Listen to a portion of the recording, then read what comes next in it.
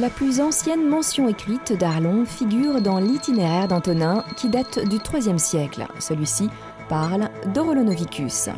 Situé au carrefour de deux chaussées romaines importantes, la voie impériale qui va de Reims à Trèves et la route qui va de Metz à Tongres, Arlon appartient à la cité des Trévires qui couvre une partie des territoires actuels de l'Allemagne, du Luxembourg, du nord de la Lorraine française, de la province de Luxembourg jusqu'au cours de l'Ourthe.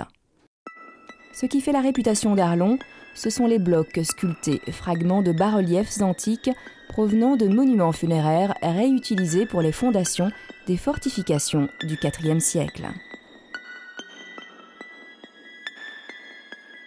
Les représentations y figurant nous renseignent sur le statut et la profession des habitants de l'agglomération antique.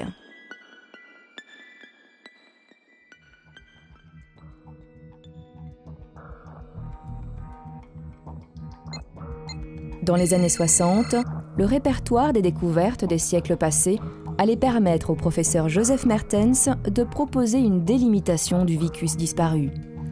À l'est, les termes marquaient la limite orientale.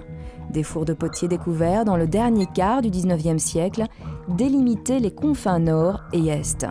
Au sud, l'agglomération s'étendait au-delà du pont du chemin de fer où un bâtiment à colonnade découvert à la fin du XIXe, réputé être un temple, aurait marqué l'entrée du vicus.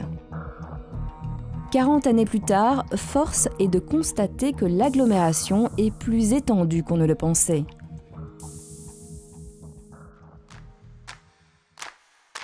À partir de 2003, la connaissance de l'emprise du vicus